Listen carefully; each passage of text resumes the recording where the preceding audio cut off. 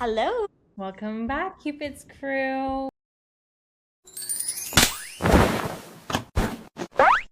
What a week that we have. Missy moved into her new apartment.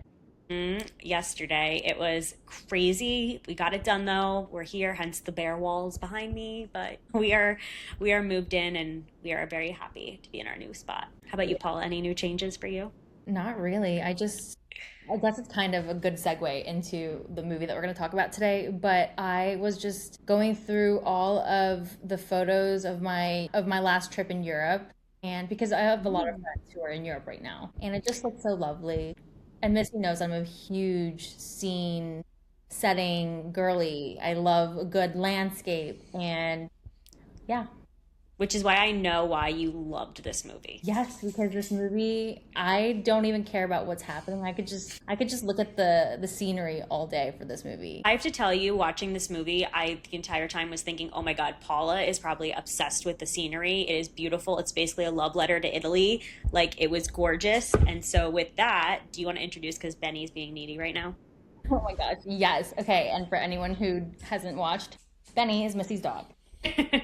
Okay, so the movie that we will talk about today is No Place to Be Single, and it's an Italian romantic comedy film that is on Prime Video. I think it's exclusively on Prime Video, and it came out earlier this year in 2026. So it is kind of a modern rom-com, which is another reason why I wanted Missy to watch it because I always want to know her take. But it was adapted from the best-selling novel by Felicia Kingsley. And the story follows fiercely independent single mother, Lisa, who's played by Matilda Gioli. Please do not come at me for my horrible Italian accent and pronunciations. I feel like we need to have like a at the end Yeah, of every one of these names. I'm not even going to try and attempt to do that. But so it follows the fiercely independent single mother Lisa, who runs a family estate in a quaint Tuscan town where everyone else is magically coupled up or searching for love.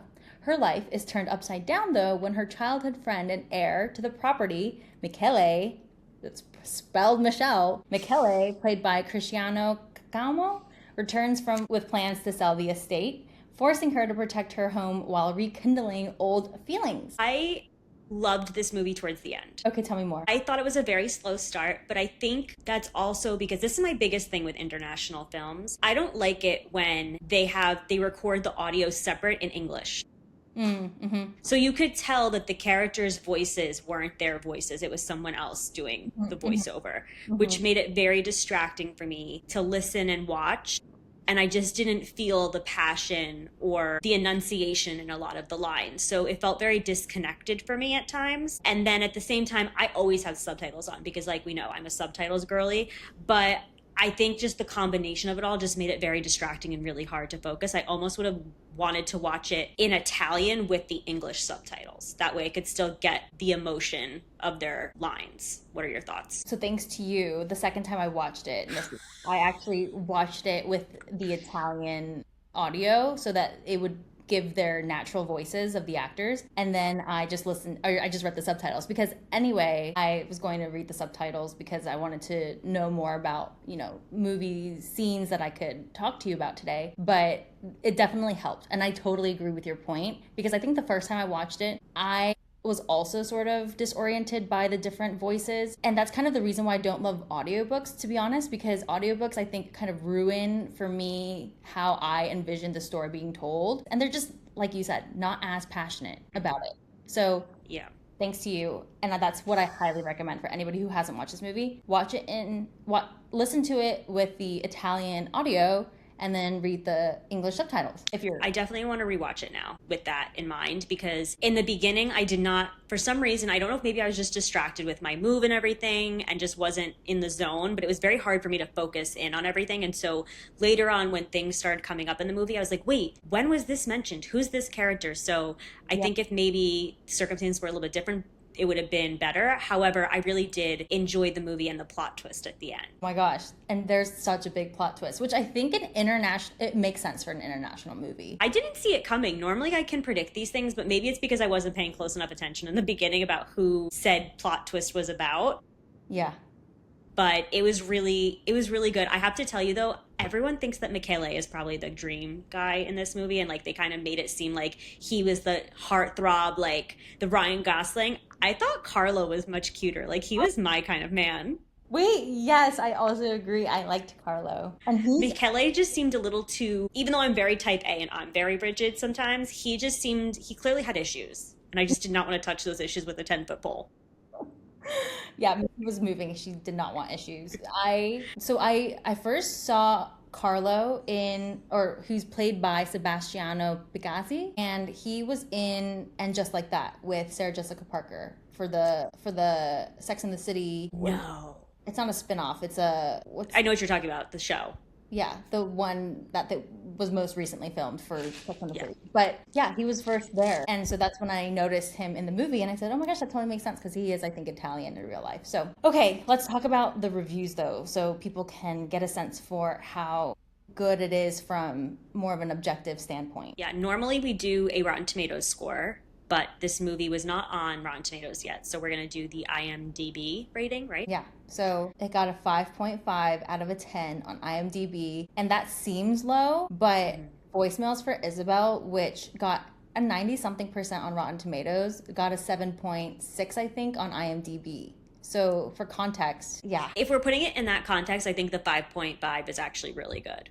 Yes, right? That almost puts it at, a 70% for Rotten Tomatoes score. I want to ask you a question about this movie. When you were watching the beginning, when this whole town is obviously obsessed with, all these single ladies, they're like showing off them like looking hot and ready for the funeral of the grandfather, and everyone's all prim and things. I feel like, and obviously I'm not Italian, I'm not from Europe, but I feel like this was a very Americanized scene. Yes. It's giving a lot of the wedding rom-coms that we've watched and people kind of getting ready for the brothers. And if you watch the movie, the two brothers, the heirs, basically come back to this little town. So you can imagine how for this little tiny town in Italy, it's a big deal, especially because they're younger and they have a lot of so-called potential money because of the property that they own. But yeah, no, it was giving, that's, I think, part of the reason why I was drawn to the film was because these little scenes, they all added up to the calm side of the rom-com, which I enjoyed. Let's talk about the meet cute moment. Okay, yes. And I guess there are two main couples, though. Or three, kind of, if we want to go from the main character, her sister, and then her daughter. Yes. Okay. I also just want to quickly note before we do that, I thought they did a really good job casting the sisters. In terms of looks or... Yes. Or... looks, because I have to tell you, and like I said, maybe it was because I was a little checked out at first, I had trouble distinguishing which sister was which at first. Oh my gosh, Missy, we have to rewatch this. I'm definitely gonna rewatch it, but I'm just saying either way they did do a really good job. And same with the daughter, Linda. I thought it was just, you could clearly tell they all were related. Yes. So I think this cast being a full Italian cast definitely helped pick up on those little vibes. Yeah. So the meet cute moment I'm thinking of first is the one when Michele and Eliza are at the church door and he slams the door in her face. Yes. By accident. Yes. Right? That's meet cute moment one. That's meet cute moment one, and I think it's realistic. Do you think it's realistic? So realistic. I would love to go to church and have a hot man get me a nose job. But why did she come... That's the question that I had. Why did she come outside after going into the church and seeing everybody look at her and then frowning? To make the meet cute moment happen. Because it's a movie and it's just... Yes. No, I agree. And I think it's even cuter that they were childhood friends. That makes the movie so different from if they weren't childhood friends. I love that. And I loved the dynamic of how they haven't seen each other since they were all little. Mm-hmm. So all of them kind of reuniting again was really cute, especially as older adults. I don't know about you, but I have family friends that I didn't necessarily grow up with, but we were very close during like my early teen years, like my middle school years. And I would love to run into them now again, because obviously we all went to college and we went our separate ways. It would be really cool to run into them now and kind of have this kind of moment that these people had. Yes. And something that actually just happened the other day was my dad actually ran into someone that he hadn't seen for 20 years. And this happened at the golf course and my mom was there. So my mom was telling me the story about how they didn't recognize each other, my dad and this guy. And I think that, like you mentioned, when that happens, I wonder if, what are the odds that people do recognize each other? But speaking of your favorite boy in this film, Carlo, the younger brother, he immediately fell for the younger sister, which I thought was so cute. Very cute, but this also like maybe my cynical, single 30-year-old self here. Single, cynical. That's an alliteration. I love it. How realistic is it that a man just looks at a girl or a woman and is like, oh my God, I'm in love? Like, does that happen in real life? I think, yeah. Didn't you ask this question a couple episodes ago? Like, how realistic is love at first sight? Or am I imagining this? No. I did ask this. And I said I've never experienced it. I don't know people who have, other than the stories that I watch on the Instagram account for meet cute moments, but I think it happens. And I think we all sort of, now don't come at me, but don't we all sort of as humans just judge somebody by their outlook and their appearance a little bit? 1,000%. Totally. Either a yes or a no. And then I think that's realistic. Yeah, but are you going to fall in love with them right then and there, just based on their looks alone? I think that, I don't know if he fell in love with her or the idea of her, but I definitely think falling in love with the idea of someone based off of looks is realistic, because I'm guilty of probably saying, oh my gosh, that person's so attractive, and then creating this whole fantasy spin-off life that we have that doesn't exist. I mean, yeah, we all look at people like every time like a celebrity walks the red carpet or something, I'm like, I'm in love. Yeah. So yes, I get it. Let's say for the sake of this meet cute moment, it wasn't that he fell in love with her, it just he knew he liked her and like wanted to pursue her. Yeah, that she stood out. Yeah. She stood out, yeah. I think to your point though, it was a little too hard, because he notices her, and then when he and his older brother Michele sit down at the funeral, he mentions, oh my gosh, the younger sister is so pretty. But then when they leave the funeral again, he says something about how, oh my gosh, I talked to the younger sister like a little boy. He was very excited. And I don't know if that is realistic. I feel as if a guy... But hold on. I want to play devil's advocate here for a second. Do you think that they purposely did that to show the differences between the two brothers? Because remember, leading up to that moment, you see the brother Michele have different women over constantly. And Carlo's always there to be like the distraction or the one that gets the exit plan to get the girl out. So do you think they did that to show the difference between the two brothers and how one is like almost a monopolizing man whore and the other one is just like kind of gamer, single, like what is it, an introvert or introspective? Introvert and childish. But I completely agree. I think that when you have to produce a movie like this, you have to kind of dramatize it. But okay, can I just say that, did you notice, maybe this is only because I watched it 2 times already, the narrator in the beginning completely disappears? Yes. I did notice that. I also did not like the beginning. Yeah, Missy, but if you watch it again when you're not packing, let me know what you think of it. Okay, but here's the thing too. I think it could have started out differently too. It didn't have to be a voiceover. I think that whole voiceover of how this is a little town that falls in love, I think that only makes sense for the sake of the title. I don't think it actually pertains to the plot of the movie at all. Yeah, I agree. I think that the book probably did a better job of explaining the connection. Yes, yeah. But the first 10 minutes and the rest of the movie, you could argue that they're completely different movies. They're going to completely different directions. I would have loved if the first 10 minutes was them as kids and it was the voiceover explaining the town about how the town is people that fall in love, and it being like the scene of them like hiding in the haystack that we get later on and how they all kind of met and connected, and then it's like fast forward 20 years or whatever. I think that would have been a better way to do it. I see. I think you're becoming a rom-com writer. I'm just a cinematographer, guys. That would be, but I wonder if that happened, if we would have known the big plot twist at the end a little bit sooner, which could have been good. Because again, that plot twist came out of nowhere. Came out of left field for me. And when I found out about it, I had to rewind because like, wait, did I listen to that correctly? Because I knew I was not fully checked into the movie. So I was like, wait, am I listening to this correctly? I know we usually talk about scene stealers in this movie or the elevator pitch and why you should watch this movie. But I just, as you said that, I kind of realized that the reason why I think I like it so much is because there's a little bit of Mamma Mia happening, right? There's a little bit of Mamma Mia happening with this daughter who, the movie's not about her trying to find who her father is, but let's just leave it out there. There's little Mamma Mia. And then there's also this childhood kind of romance and, Princess Cinderella kind of story, all wrapped into this one movie. Yeah, and like a rags to riches kinds of, division of the classes too as well. But I love the Mamma Mia aspect that you brought into that, because I think her story was the underlying thread that ended up bringing everything together. And at first, throughout the movie, I'm like, why does it matter that she has a daughter? Like, this makes no sense. Mm-hmm. And then later on, you realize why the daughter is in the picture. Yeah. And I really like the daughter and the Michele's relationship, knowing what happens. Yes. For me, the scene stealer for this movie was when he does the karaoke, not karaoke, but when he does the musical number at the restaurant. I thought that was so cute, and I want to watch it in Italian because it was just so awkward watching it in the English translation, but he looked so uncomfortable, but just went with it. And I so agree. Yeah. I felt really bad for the other guy that she dragged on the date. Yeah. Poor kid. He just was like so in love with her, and she just used him. Yeah, I would feel bad about that, especially because he asked on the date, why did you finally accept to go on this date with me?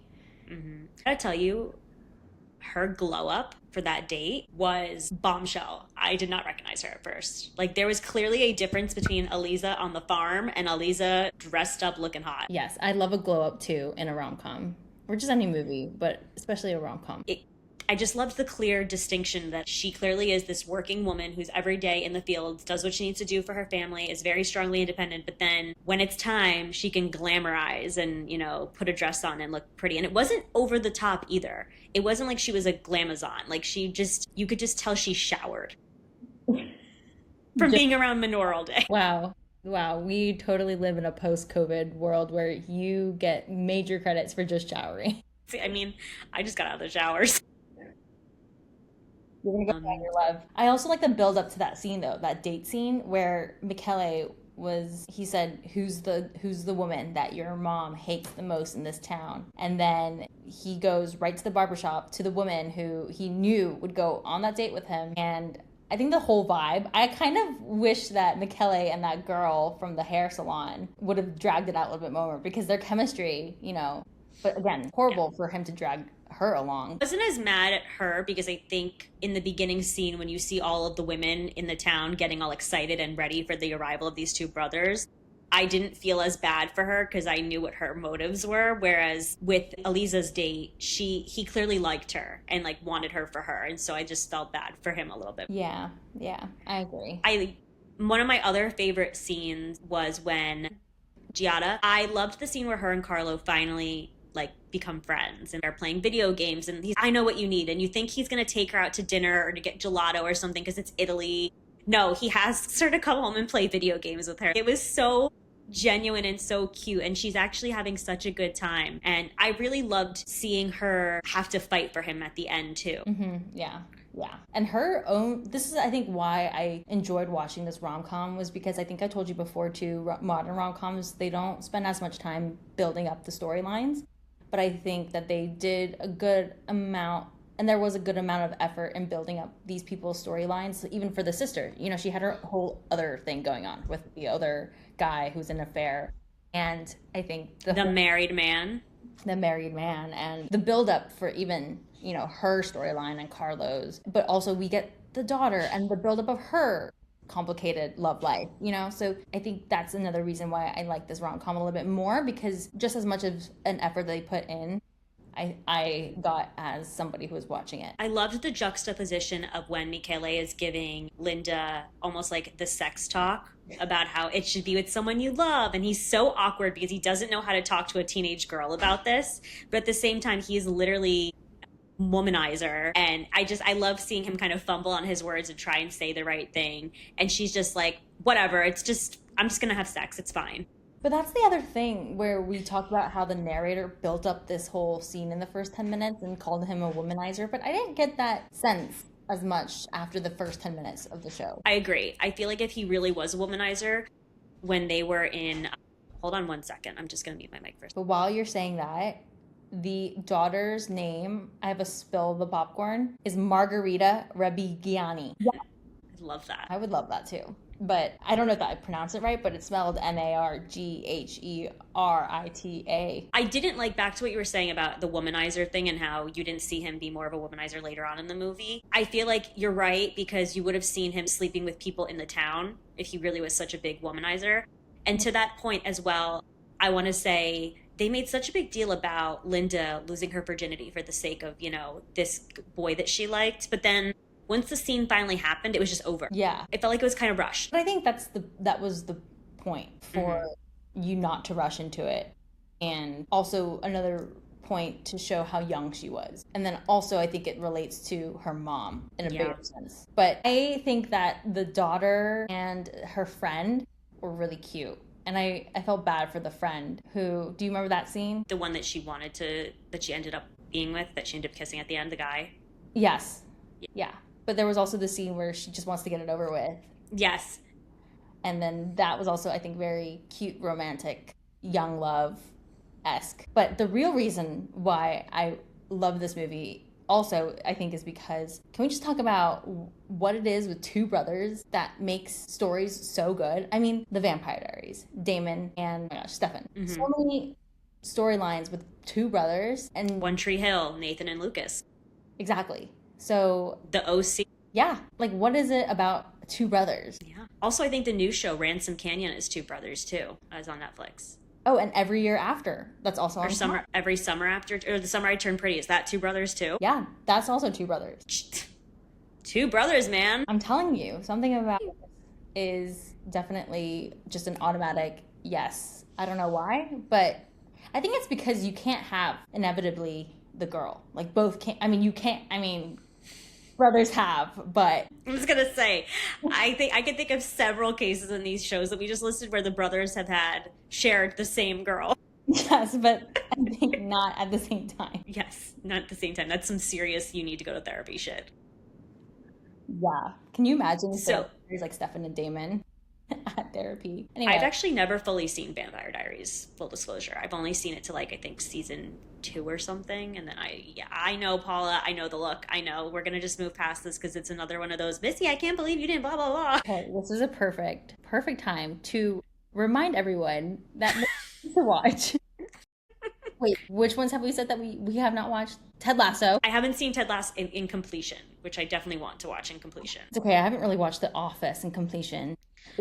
I'm going to get shit for this hot take. I cannot watch The Office. I have tried to watch The Office. I've tried to watch Friends. I could not get into those two for the life of me. I know. Hit me, people. Come at me. I'm ready. Wide open. Cupid, hit me with the arrows. And you haven't watched Friends? I couldn't get into it. I know, Paula. I know. But speaking of Cupid's arrows and hitting me, do we think that Cupid was right with these two? Do you think that they are a compatible couple, or all the couples, I guess, in the movie? Do you think they're compatible? Do you think they would be endgame? I mean, happily ever after. Do you think they would end up happily ever after? I can see Michele and Elisa being a happily ever after. I think Carlo and Giada, I can see them, being together for a long time, but then maybe separating. Because Carlo, I think, is still very young mentally. I think they're both very young mentally. I think they would be hot and heavy for a while, and then one of them would get he'd get like an internship or a job at like an ultra cool gaming company and leave and then go find himself and, realize that he actually wants to be, maybe in like Japan or, Korea or something, doing something like fun with like gaming and shit. I don't know why, but like for some reason I just imagine him like in like Tokyo Drift kind of like mode. I don't know why. And then she kind of will discover herself and her love for wanting to, like, she'll kind of take more of Elisa's embodiment of like being independent and want to explore that, because in the movie, she goes from being with this married man to then jumping straight into with Carlo. So I think she's going to need some time for her self-discovery. So I don't know if I think that they're gonna last long term, but I definitely agree that Elisa and Michele will last long term. Yes. But the optimist and the romantic in me will say that I think Carlo and Giada will have a breakup, but then I can also see them maybe down the line getting back together. Oh my God, wait, like 4 years later, reuniting at the carnival where they initiated their sparks? Like 10 years later.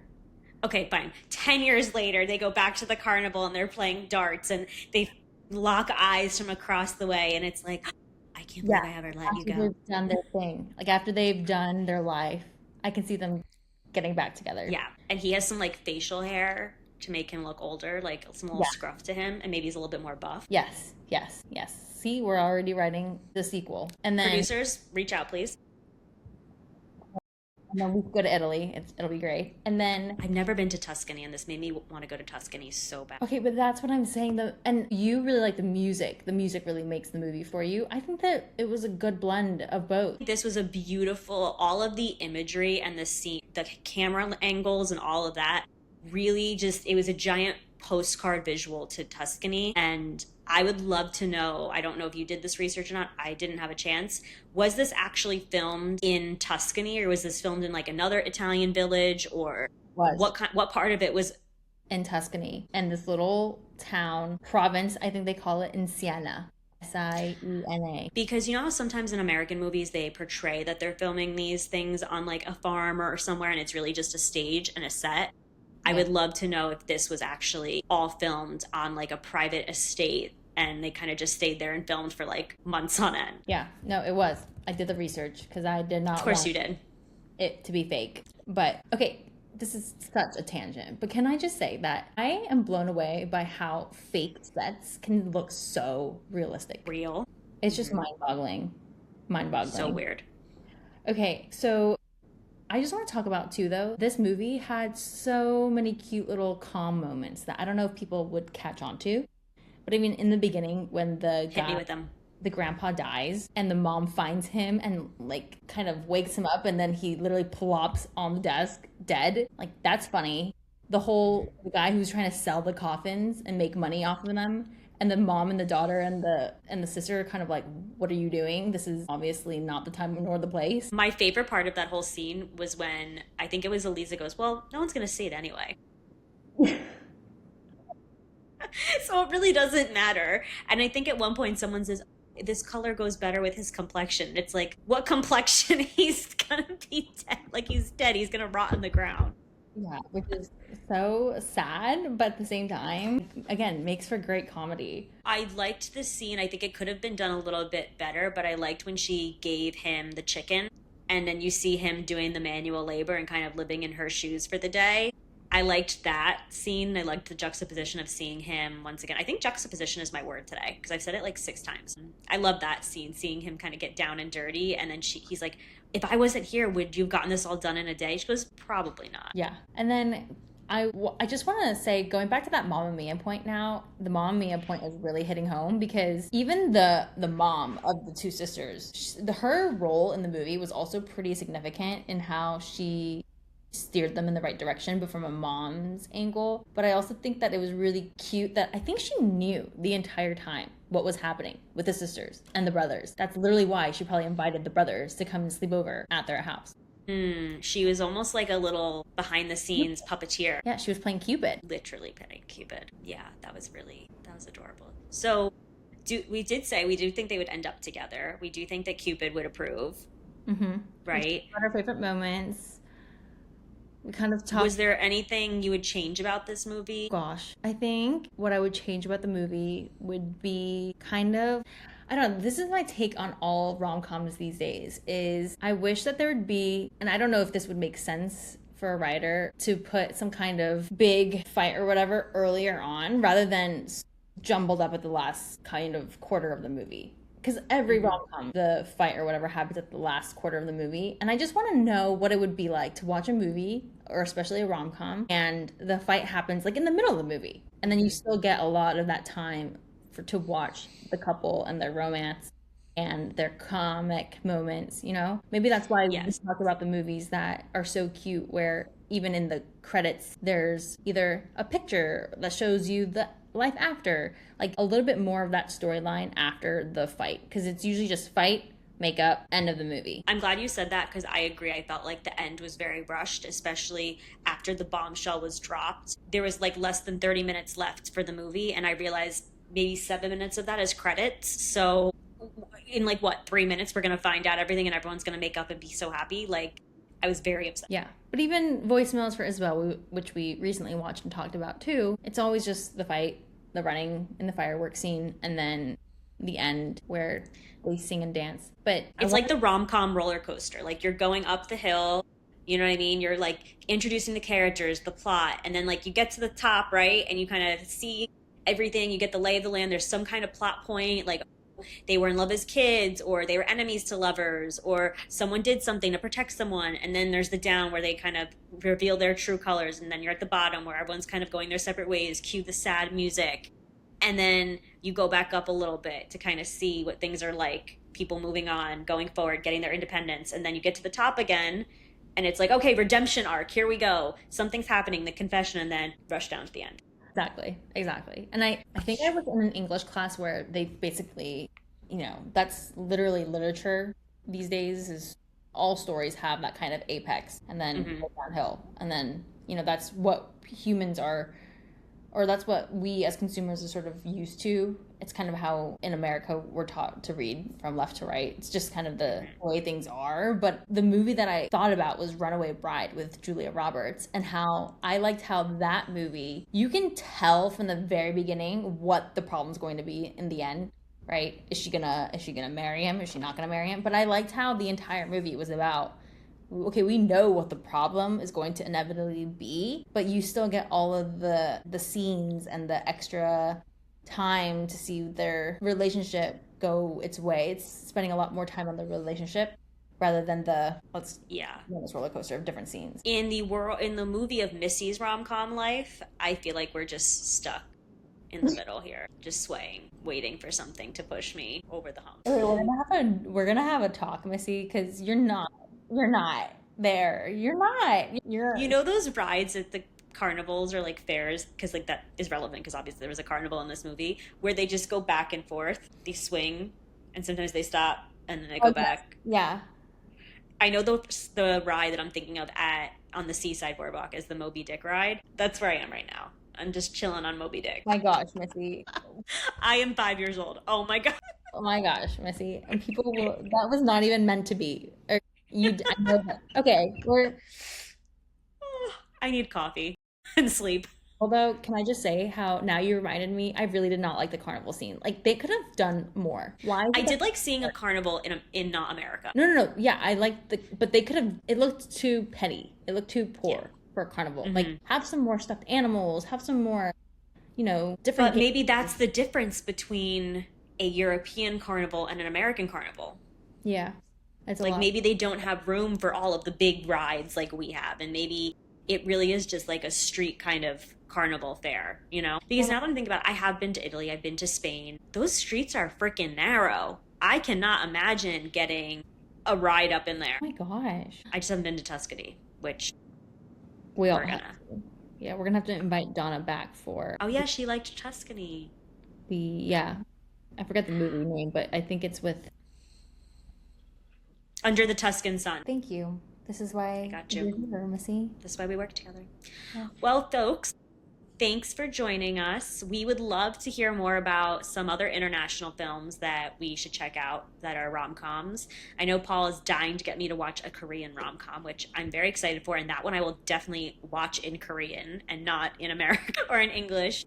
But yeah, if you have any recommendations, please reach out on the comments or in our DMs, and we'd love to review them. And perhaps maybe you can come on and tell us why we should watch it. Everyone, if you do watch No Place to Be Single, what your thoughts are. Yes. And let us know if you watched it the Paula way or the Missy way. Yeah. And if you don't know what we're talking about, the beginning of the episode. Rewind. Be kind and rewind. Missy's all about the slogans today.